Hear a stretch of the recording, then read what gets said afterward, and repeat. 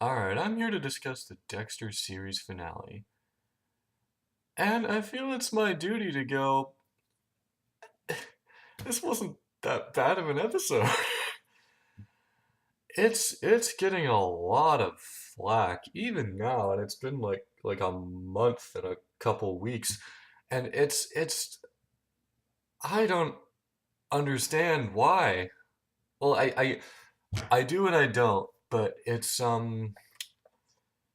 I think part of the problem was that the latter half of this season was so awful that everyone was just on board the Dexter hate train, and now that we've actually reached our conclusion, this is just ridicule. This is the that MST 3K 3000, that show where they watch bad movies and make fun of them.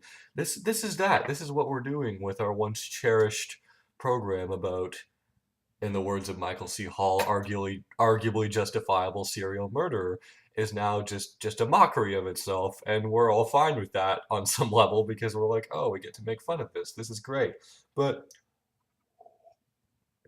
I'm in my dressing gown having my morning tea, which I do need to share with the internet. But this episode was strong because it first of all, the whole series has been about Dexter's attempts to connect with other people. If you'll notice, every season has had him trying to forge some kind of legitimate relationships out of the chaos that is his life, or form some real legitimate intimacies with his victims, first and, well, not foremost, but first of all, first and foremost maybe, but like the guest stars frequently supply this kind of mirror character. Like Lumen is like a reflection of Dexter's shattered sense of self after Rita's passing, and Lila is like a reflection of the chaotic Dexter under the pressure of the Bay Harbor Butcher investigation, and Trinity is the family man serial killer comparison to Dexter. The dichotomy there, if that's the right word to use, I don't know, but this and so basically, yeah, the entire series has been about him trying to connect with other people, and this episode resolves that idea. This episode resolves that idea because his real tie to humanity from the beginning, aside from his foster father, who was also dead because of him indirectly, but his real tie to humanity was his sister, and his sister, of course, spoilers, his sister died because of him. Well, basically. So that's and him kind of throwing Deb into the water. I had some issues with that a little bit because I think Deb deserves a better death than to go in the grave with all the heinous murderers you chopped into pieces. I don't think that's a good way.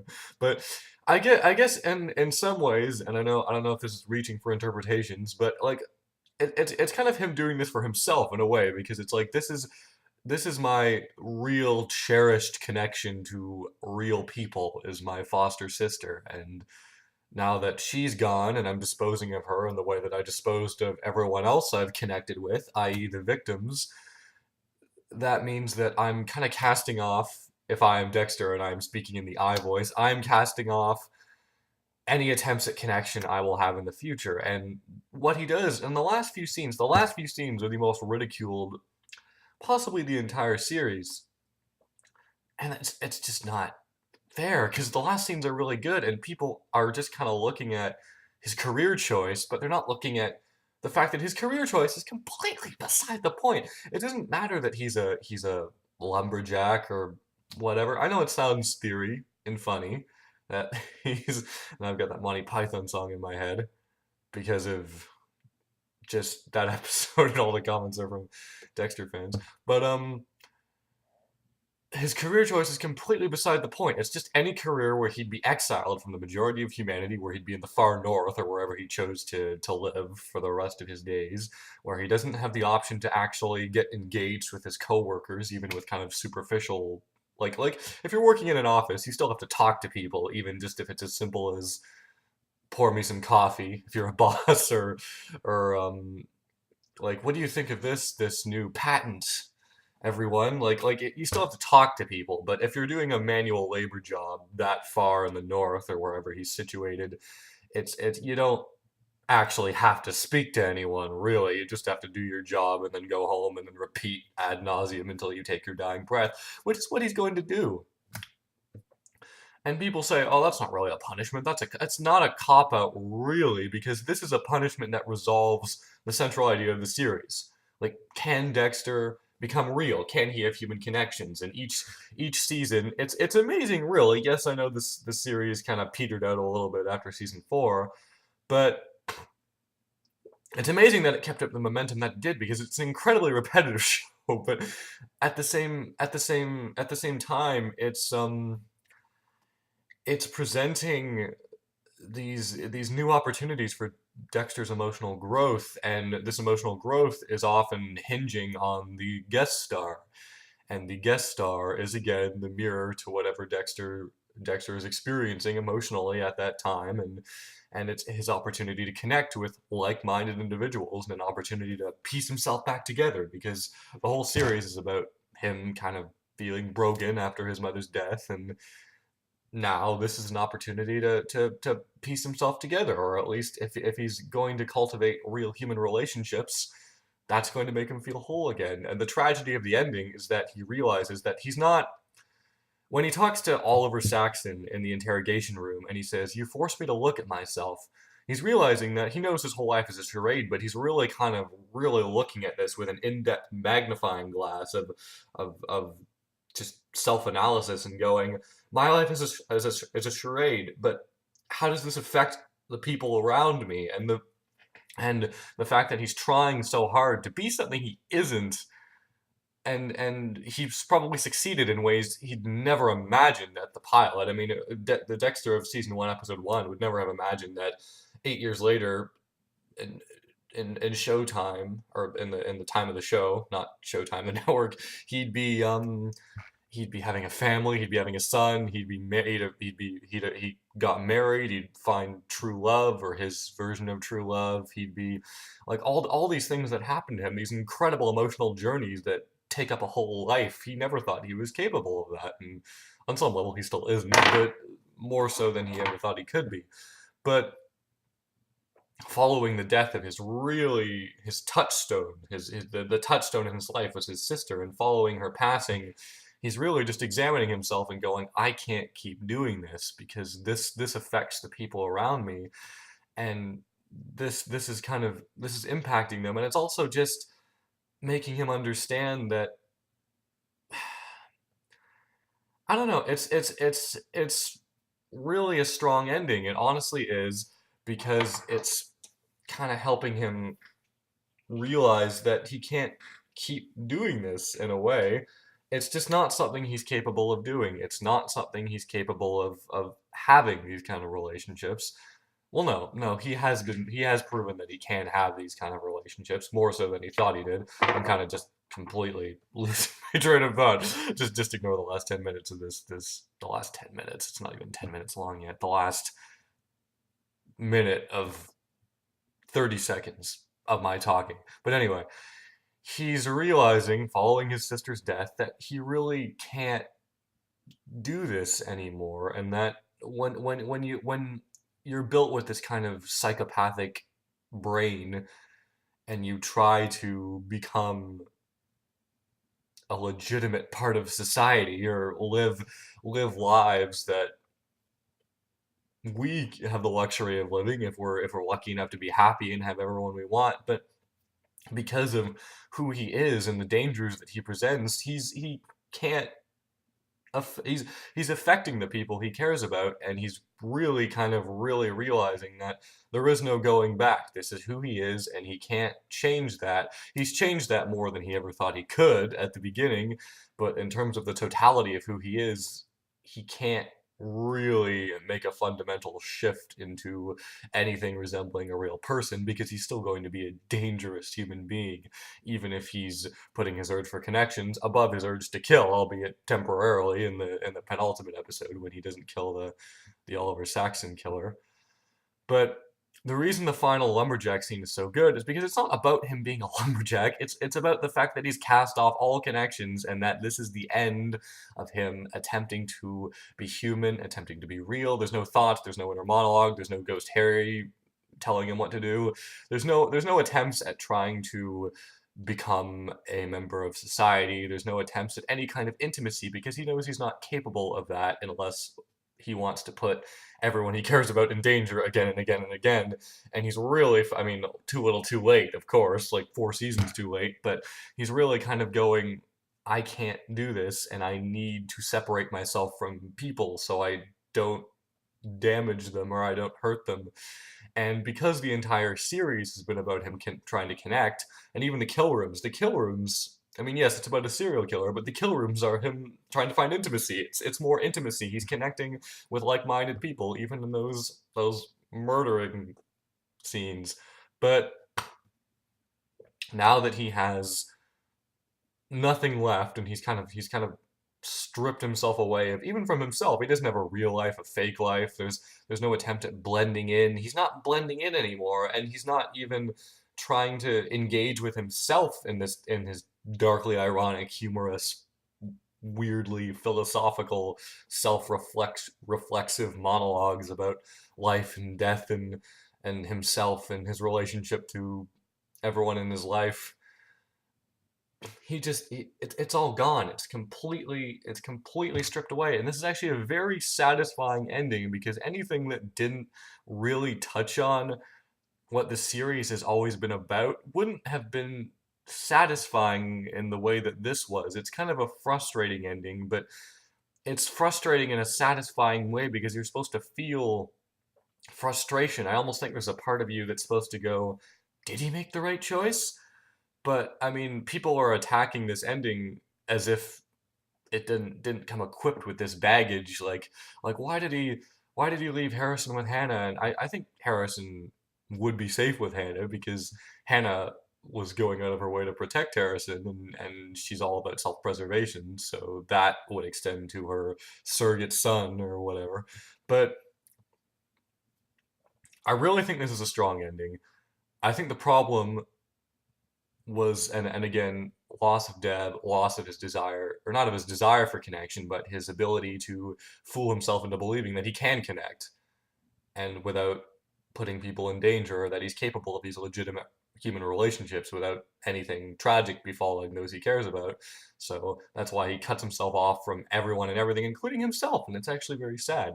But the problem, and if this is going to extend into a review of season 8 as a whole, the problem is that season 8 was so bad that we were just all raring to go for just oh, this is gonna suck. And a lot of people think the finale was the worst episode of the season. You are nuts if you think that. Look back on. There's nothing in the finale that even comes close to the flaming idiocy of the treadmill scene. And just back up for a minute. I'm not a professional video editor or anything close to that, but I've done a little bit of video editing for with volunteer stuff at the university that I just recently graduated from. So I know a little bit about video editing. That is the worst video editing I've ever seen in anything. And I watch a lot of movies. That's saying a lot, and you can visibly tell that he's an adult stuntman. What were they thinking in the editing room of this highly rated, highly acclaimed, Emmy-winning series? What were you thinking? Good God, someone needs to slap that editor. Whoever that editor was, I hope he's just looking at himself in the. I hope the editor exiles himself. I hope he cuts himself off from humanity and goes to work as a lumberjack and never gets any other editing jobs, because he deserves nothing less. I hope there's like a documentary about the editor exiling himself, and he stares into the camera in the same way and just goes, and then it cuts to black, because your editing was that shitty and you deserve exile. But I digress. Also, dress code, Goodbye Miami, the episode with the infamous treadmill moment, it wasn't no, it was awful, like the episode. No, it wasn't awful. It wasn't, the problem wasn't that it was awful. It's just that moment stuck out as just particularly mind-blowingly just ugh. But what was awful was the fact that, first of all, the entire episode was filler plots. The filler plots in Dexter have never been good, but this was an episode composed of filler plots, and it just brought home how much I've never cared about the side stories. And yes, this seasons 1 through 4 are stronger than the rest of the seasons. I really like season 7. I think the biggest problem with season 7 was that a lot of the kind of darkly ironic, humorous insights into everyday life that characterized the Dexter monologues, they were kind of absent from season 7. And the Hannah story, I liked the Hannah story more so in season 7 than season 8. I liked Hannah. I didn't love Hannah, but I liked what I could accept her in season 7 because she brought something to the table in that season. Oh, my webcam's going all weird. Oh, what's it doing? Okay, there we go. That's weird. I don't know if that'll show when I actually finish this video, but it just kind of just faded in and out, and you couldn't see me for a second. It's still better editing than the Dexter treadmill scene. It's not even editing; it's just a fade in and a fade out. But like the Dexter ending. But what was I saying? The the seasons 1 through 4 of Dexter were really strong. Season 3 I didn't like as much as I do now at when I first saw it, because I mean it was the only season at the time where I felt like there wasn't something massive at stake, but it was still very strongly written. I mean, the Skinner was kind of a pointless villain, but I mean, he's got nothing on the pointless villains of the later years. Um, but season 5 it is I have the same issue. I have the same story with season 5 that I do with season 3 to a much lesser extent, in that I didn't love it the first time, but looking back, I'm like, oh, I enjoyed that season.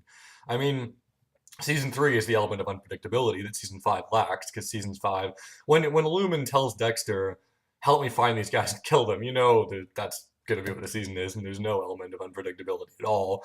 Because I mean, except for the time when Deb walks in and she's just like, "Oh yeah, you're vigilante killers, and I'm vaguely okay with this, so don't walk out behind that sheet." What a freaking cop out. I mean, but aside from that, and I mean, see, and then if they'd walked out from behind the sheet, I mean, Julia Stiles probably would have had to stay for another season, and that wasn't in her contract. So I mean, this is all just backstage stuff, if you will. But backstage metaphorically, because it's not actually a stage. But and yeah, season 6 was pretty bad. I mean, that's not news. First half of season 6 was pretty good. I mean, the first episode of season 6 brought back some of the dark humor, and then they just forgot how to do that later, and they became obsessed with tableaus and I don't think two random people would follow the crazy maniacal serial killer Travis, like the Beth Dorsey and the woman Dorsey girl. Woman, no, Beth Dorsey and the woman Dorsey. I mean, Beth Dorsey and Steve Dorsey. I mean, obviously they're paint by numbers crazy, but I mean, I don't think they'd be his disciples that quickly. I just don't think that's realistic. I mean, nothing in that season was realistic, and it's kind of funny when Travis hits Batista on the head, and then he goes, "Miami Metro Homicide. That's where God wants us to stage Wormwood." I mean, he sees signs and everything because it's part of God's plan, and that's stupid. I'm sorry. I'm sorry. It's just dumb. And well, I will say this. Colin Hanks' performance was very inconsistent, and when he was bad, he was atrocious, but he doesn't get credit for the times when he was good. And by that I mean, there's like 2 scenes I can think of where he's pretty chilling. I mean, when they've got that the okay, stupidest scene in the series, "Hello, whore." Why did no one on set burst out laughing? If I was on set like the cameraman, I would have just started laughing at that. Then I would have gotten fired, and then I would have had to go to exile with the editor of Goodbye Miami, who I hope is never gets to talk to another human being ever again. Um, but the when Travis Marshall talks to Beth and Steve Dorsey, and they ask him what he's going to do, and he goes, "Well, we're going to kill her, Beth." And the way he says it, that's scary. I mean, if you look at that scene, there's not everything's absent from his eyes. Anything, I mean, the eyes are the windows to the soul. Everything is just kind of glossed over, and the way he's looking, and it's creepy. And on a show where someone gets killed literally, give or take, every episode in some ritualistic way by the hero or by a villain, that's impressive that I'm only just now creeped out. But and then when he's trying to coerce Beth into going suicide, read between the lines of his "There must be something very special about you, Beth, because God has chosen you" speech. Reading between the lines of that, it's just suicide is the best thing for you, and I am the master puppeteer, the manipulator, even though I didn't realize that I was being puppeteered by my own extra personality for 9 episodes. And I don't know if that ending of Geller being dead, I mean, I probably would have guessed that. I mean, I looked up online and everyone was predicting that, so I can't take credit for predicting that because I was just jumping on the gravy train of oh, he's dead and it's obvious. But it was kind of obvious. But yeah, him trying to coerce Beth into committing suicide was pretty chilling. But generally his performance wasn't very good. But those two moments were good. But I digress. The actual season finale, series finale, it was a strong episode. It's getting a lot of undeserved hate. It really is. I mean, I know the show after season 4 it took a bit of a nosedive. I mean, this isn't news. Season 5 is, I mean, but look at this rationally, logically. Only season 6 and 8 are really bad. I mean, season 5 and 7, no, there's no Clyde Phillips in the mix, but they're actually pretty good, especially season 7. And yeah, but this final episode's getting a lot of undeserved hate. It resolves the idea with the death of Deborah. It's the death of his attempts at human connection. He realizes that he can't connect. He can't connect without putting other people in danger. And that's always been the central problem, the central question, the central issue of the series. And with the poetic passing of Deb, that has now been resolved. So, and the fact that he's exiled himself from all humanity and all attempts, it's as Michael C. Hall aptly, wisely put, it's not his darkness that's gotten people into trouble. It's his appetite for light, his appetite for connection, his need to have his cake and kill it too. He's one for puns, that one. So the fact that he's resolved what was always the central issue of the series, and Deb has always been, aside from Harry, who also indirectly died by his own hand, indirectly died because of him, not indirectly died by his own hand. That doesn't make any sense. But because Deb died because of him, and there's the tragic triumvirate of Deb, Harry, Rita, all passing. And in Rita, he was going to exile himself too, but at the last minute, he's like, oh, my family does need me. But now there's no more of that. So Deb's passing. It's a really strong episode. Stop hating on it, guys. It's really good. This honestly makes me kind of mad because everyone's going, oh, the ending's so horrible. It becomes a lumberjack. You're not. I mean, there was an article in the New Yorker about people who watch TV shows wrong, and I think they touched on The Sopranos, but it was mainly about Breaking Bad, and it was about that phone call that Walt makes to, spoilers, Walt makes to Skylar, and in the next episode we find out, yes, he was trying to exonerate her, but some people at the time were just like, yes, he's telling Skylar she's a bitch, and yay, because we all hate Skylar, and I don't know why everyone hates Skylar, guys. Just what the, I don't know what that's about. I mean, you're all a bunch of misogynistic, crazy people. No, I'm just kidding. But I mean, really, I mean, the fact that she's gotten death threats for playing a character, I what? I mean, how do you people not distinguish reality from fiction? These shows are reasonably complex and well plotted TV shows, and you follow them obsessively, and yet you can't make the distinction between, oh, this person is not actually that person they're portraying on TV. What the hell is wrong with people? Anyway, but too many sidetracks. With the death of Deb, again by his own hand, that plus everything else that's ever happened to him in the series. So the final episode resolves the series, not just the season, and it resolves the emotional issues of the series. With the death of Deb and everything else that's ever happened to him in the series, Hurricane Dexter's path of destruction. Is this how evil works, destroying everything it touches? Just throw out whatever quote you want to use from this earlier seasons that sums up the series. Deb dying again. This is the one person he's really genuinely connected with, and because he's genuinely died, he's realizing that he's it's forced him to look at himself. He's like, I can't connect without. I mean, I'm toxic. I can't connect, and I've put all these people in danger that I've cared about. So he's not trying to be the Dexter that we knew, in that he doesn't want to play. He really doesn't. I mean, he's not connecting. He's not trying to find a soulmate of any shape or form. He's not trying to find solace in anything. He's not trying to find intimacy. He's not trying to in the kill rooms. He's not trying to find connection. He's cut himself off. He's an empty shell. I mean, Deb was a vegetable. Dexter's a vegetable too. And it's a sad ending, and it's a really strong ending. And I think in time this ending will get a resurgence once people get over the, oh my god, he's a lumberjack, that's so stupid, I hate it, I'm gonna go bitch about that for the next 2 months, and rah, and I'm gonna send Anna Gunn some death threats while I'm at it because I can't distinguish reality from fiction. And everyone, no, okay, all right, I'll stop now. But I advocate the Dexter finale. Season 8, episode 12. It's a very strong episode. The first 4 episodes of season 8 were pretty good. Then the next 2 episodes were mediocre, and then the season died 1,000 deaths until the finale, which is really good. So it's a very inconsistent season. Seasons 1 through 4 were great. Season 5 is pretty good. Season 7's great, although it has a couple bumpy moments. Surprise sex scene. Oh my god, that's so stupid.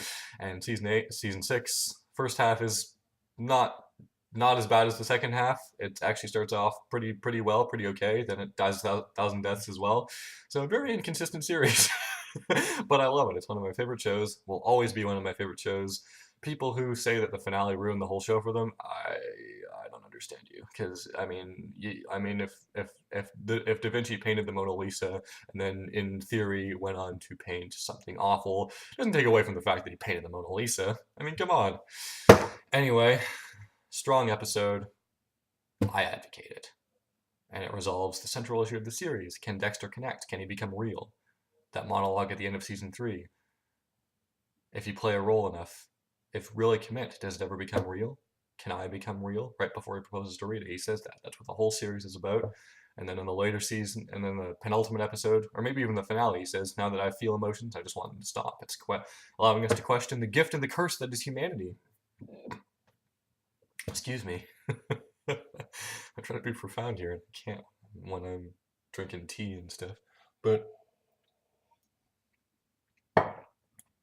anyway, I advocate the episode resolves Dexter's desire to connect, and it's very tragic and very well done.